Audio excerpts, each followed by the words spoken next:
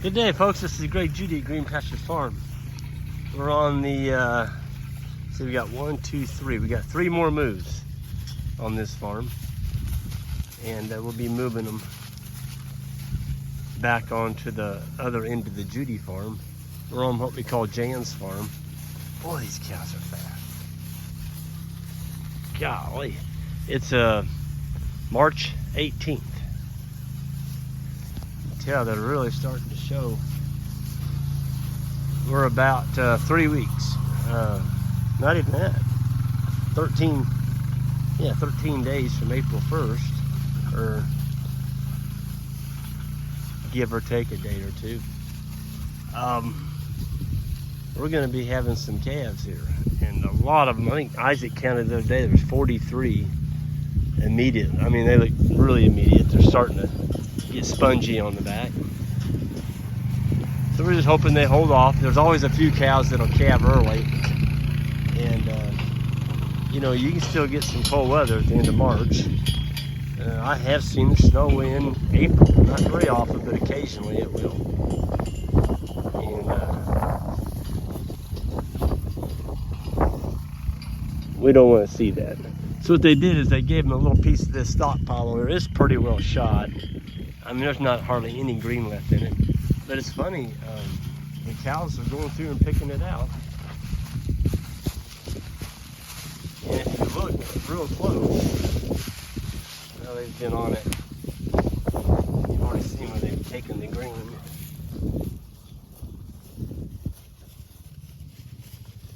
Some of that's brand new green. It just came up this spring. Or I wouldn't say it's spring yet, but it's going to be there pretty soon.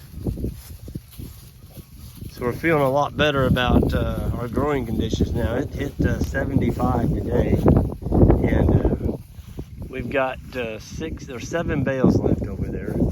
We're going to feed those up so we don't have to take them to another farm.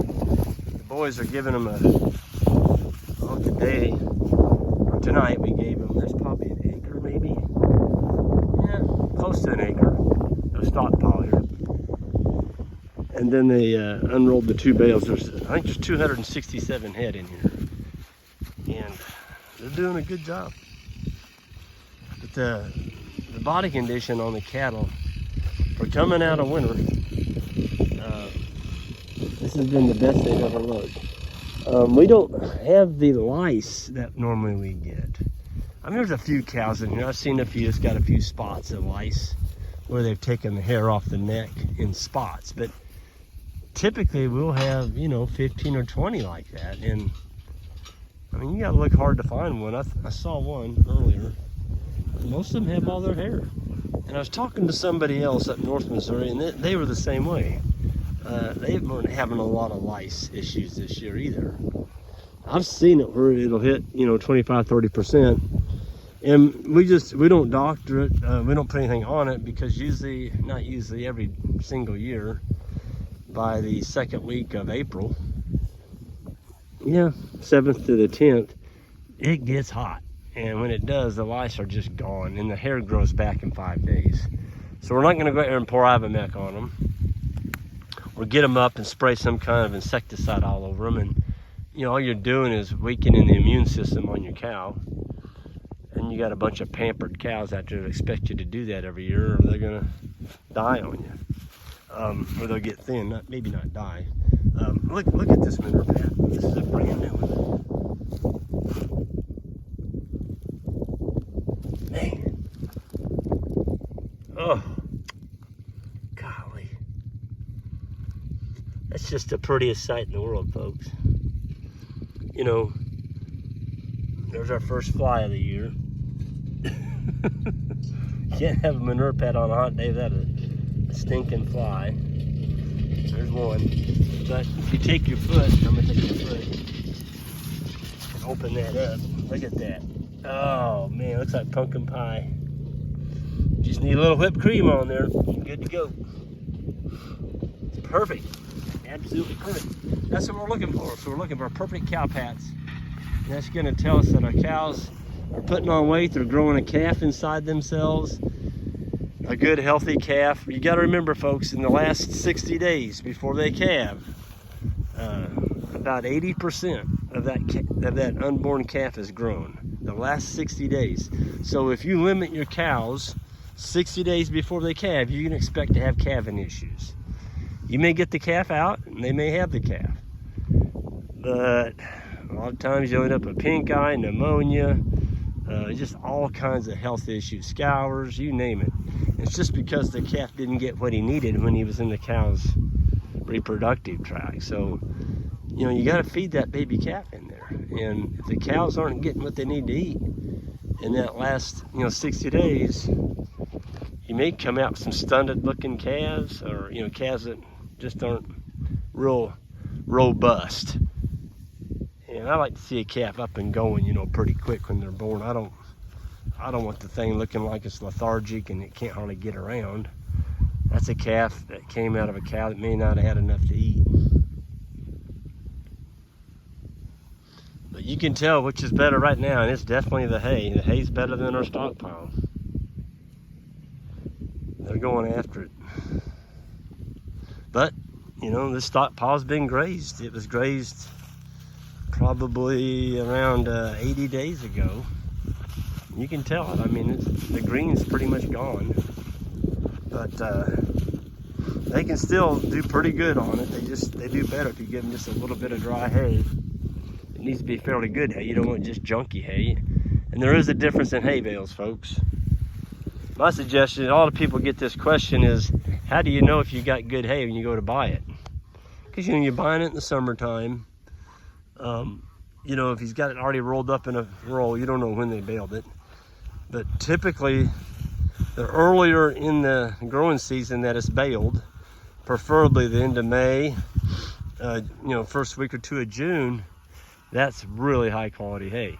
If you get hay that's baled more like up in August, September, that's kind of like feeding them a cedar tree, and expecting them to do well on it. They're not going to. It's over mature. All the leafy material in the leaves is gone, and all you've got is seed stems. Probably won't even have much seed. It's going to be already falling on the ground. And so you're buying is a bunch of stems. And folks, there's not much nutritional value in stems. You got to have that leaf. And you like to have the leaf before it goes to seed. Excuse me. Boy, that was a good one. A good sneeze. On my third day, it's on my fourth day. I'm pretty well over it now. There's 3 days there. Man, I had just a nasty winter cold, and it's my own fault. I got chilled and didn't have enough clothes on, and shouldn't have done it. But you do silly things. It got me. I had a pretty good cold for about 3 days, but man, I'm feeling 100% better today. Just, you don't like feeling nobody likes feeling under the weather. But when you don't have your health, you don't have anything. And I'll say this, money doesn't buy you health. And so if you've got your health, you can't put a price on it. You really can't. And I see people that are handicapped and stuff, and you just thank your lucky stars that you can get out, you got 2 good legs, you walk around and enjoy daily life without being don't get me wrong, I've got aches and pains. As everybody gets older, you get aches and pains, but you learn to live with them. But nothing like what some people have to go through. So just thank your lucky stars when you get up in the morning that you can still get out and do things. A big old horse over there rolling around on that side. Man, those horses have already got that ate off to like a golf course in that far distance. I could go out there and putt a golf ball on that. And this is approaching spring. It's not going to get any better. Got way too many horses on it. And she's got about 30 of them over there. And they don't get moved either. They just continuously graze. So, good way to destroy your farm. But that's what people do sometimes. I just saw there was a guy put up some numbers at the West Virginia Grazing School up at Morgantown this last weekend showing you know, the fertilizer cost in 2021 versus 2022, and it's like a 300% increase in fertilizer. He went right down the list of all the different inputs, you know, all the way from fuel to, well, the phosphorus, the potash, the nitrogen, all of it. And it's all expensive. And if you've got to be buying all this stuff to put out here on your land just so you can run cows, it's going to be a rough, lean year for you. So you got to get out here and start rotating some of these animals, getting some rest period. And I think it's going to really help you if you can get away from those elephants. You know, get old cows like this. This old cow here weighed about 1,000. She's just a nice little cow. Nothing fancy about her, just a good little cow. And you know, that cow right there will give you 1,000-pound steer. He's about 850. Yeah, he may go 9. He's a pretty good sized steer. And most of our steers will finish around 1,000 pounds. And people, well, that's not that big a steer. Well, if you're selling quarters, halves, or wholes, how many housewives can take a 900-pound hanging weight steer and put it in their freezer? Not very many. Most of them don't want that much meat. So, you know, 1,000 to 1,100-pound steer, they're gonna hang somewhere around, you know, 540 to 600 pounds. They're gonna dress out 52 to 55. Good one, maybe 60% of their body weight. And, you know, that's where it's at. And they can do that on grass. Have y'all been following what the grain prices are doing? How'd you like to be putting cattle in a feedlot now and having to pay, you know, $8 corn? Beans are $15, $16 a bushel. Wheat, $13.50 a bushel. I mean, all this stuff that we grow to feed a ruminant animal in a feedlot doesn't make any sense to me. And I'm telling you what, there's gonna be some people really lose their shirt. They're gonna be crying all the way home when they see what it costs them to feed an animal in a feedlot. Doesn't make any sense, but people are still gonna do it. It's just because that's the way they've always done it. And if they lose $700 a head, it's somebody else's fault. You know, it's just, that's the way it is. But there's a lot of pessimism out here right now. People are complaining that, oh, there's no money in livestock, there's no money in agriculture and all this crap. Folks, don't listen to them. Just go on and leave them behind. Keep moving forward. Do something positive. Go put up some fence, move your cows, build a water point. You know, focus on what you can control, your genetics. Get your cow size down. Get you some animals that can make it out here on the land without grain. You don't have to put them in a feedlot to finish them. You still have a product here you can feed and sell to your neighbors. It's a good product. It's the same thing's been done for tens of thousands of years. We don't need all this glyphosate and all this other crap, 200 horse tractors and all this. We got a 4-wheeler up there. We just fed 267 head. Fed 67 bulls this morning with the 4-wheeler. I mean, you don't need all this big, heavy machinery. I think this is the future of agriculture, especially for young people. How many people can afford to go out and buy a, you know, $150,000 tractor to feed a group of cows? You see young people doing it, and they go broke, and they wonder why. Their calf crop can't service the debt. It's that plain and simple. Just saw a guy say he was going to buy, you know, 400 bales of hay. I don't know, he's got 25, 30 cows. How's that pencil out? Can't do that. Needs to be working on his land. Be working on the land. Put some lime down.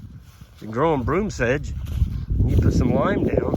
Get that ground sweetened up a little bit, and you grow more grass, and then get a good rotation going.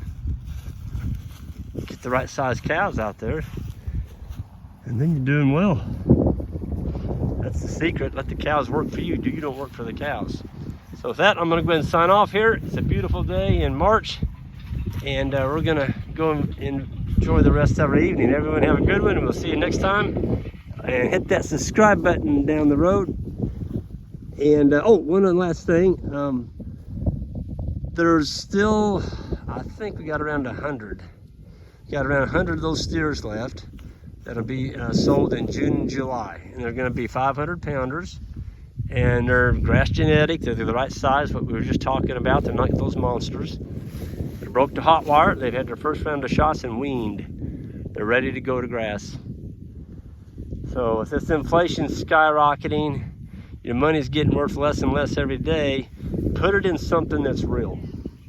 Put it in something that's someone can eat. And that'll hold your money together. Folks, have a good one. See ya.